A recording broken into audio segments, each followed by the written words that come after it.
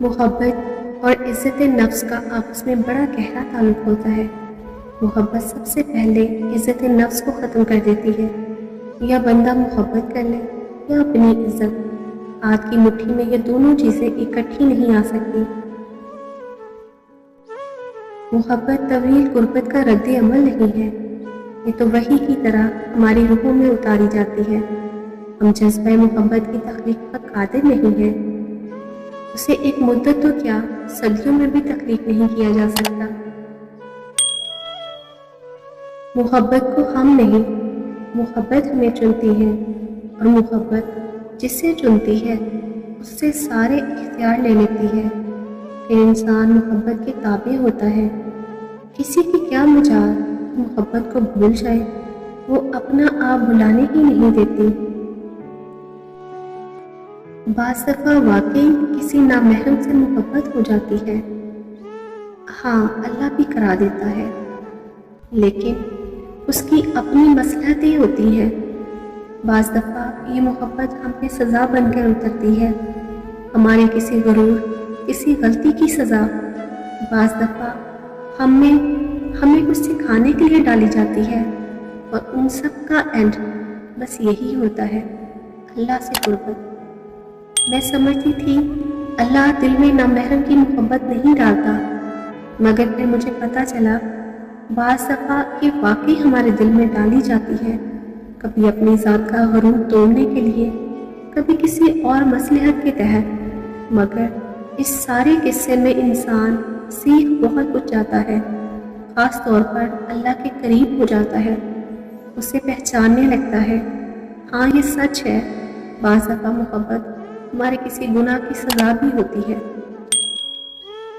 محبت انسان کو کچھ عطا کرے یا نہ کرے، چاہے پوری زندگی کی خوشیاں چھین لے جائے، لیکن انسان کو ایک ٹھہراؤ ضرور عطا کر جاتی ہے، ایک گہرا سکون طبیعت میں چھوڑ جاتی ہے، جس کے بعد انسان بے حصہ ہو جاتا ہے۔ کسی بات سے، کسی چیز سے، کسی لمحے سے اسے کوئی فرق نہیں پڑتا، ہر بات پر بس ہلکا سا مسکرا دیتا ہے، بری سے بری اور بڑی سے بڑی بات بھی چپ چاپ برداشت کر لیتا ہے۔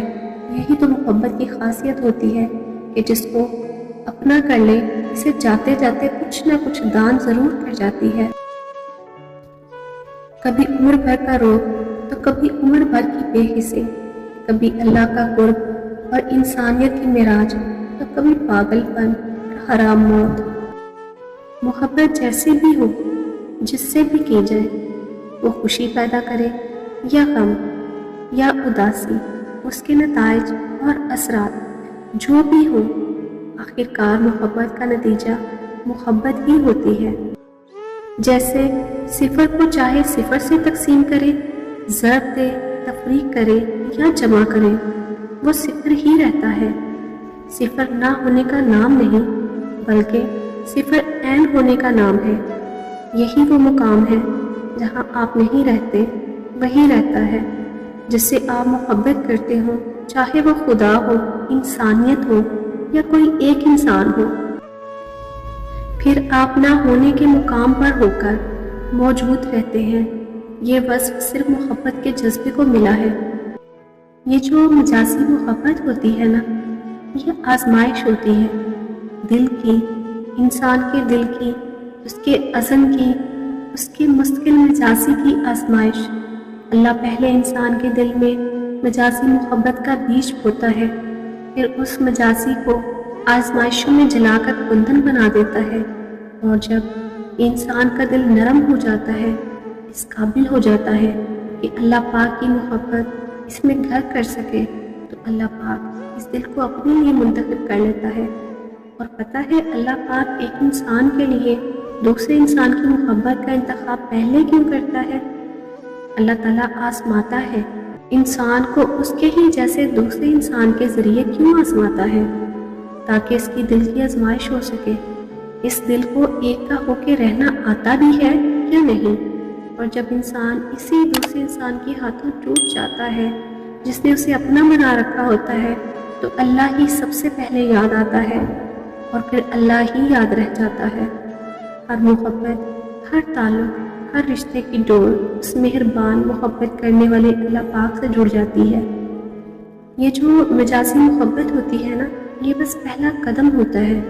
بارش کا پہلا قطرہ ہماری مٹی میں کہاں جذب ہو جاتا ہے پتہ ہی نہیں چلتا، بس پھر محبت باقی رہتی ہے۔ اور اللہ، جو محبتیں ہمیں توڑ کر اللہ سے جوڑتی ہیں، انہیں ہرگز کوسنا نہیں چاہیے۔ ان کے حق میں دعائیں کرنی چاہیے کہ انہوں نے آپ کو کمزور بے فیض سہاروں سے محروم کر کے آپ کو اکیلا چھوڑا، آپ کو توڑا تاکہ آپ ٹوٹے ہوئے وجود سے جھکے تو سامنے اللہ دکھائی دے۔ وہ اللہ جو تب بھی وہاں موجود تھا جب ہم سرابوں میں تھے، وہ تب بھی تھا جب ہم بت سجائے دلوں میں آسمان میں اڑتے تھے، اور وہ اب بھی وہاں موجود ہے جب ہم ٹوٹے پروں سے زمین پر گر کر چکنا چور ہو گئے ہیں۔ ہم تھام کیوں نہیں لیتے اس مضبوط سہارے کو؟ آخر یہ ٹوٹنا بکھرنا اور کب تک؟ مگر نہیں، ہم ذرا سا سنبھلتے ہیں تو اٹھ کر پھر نت نئے چہروں کو دیکھتے ہیں، آرزویں کرتے ہیں۔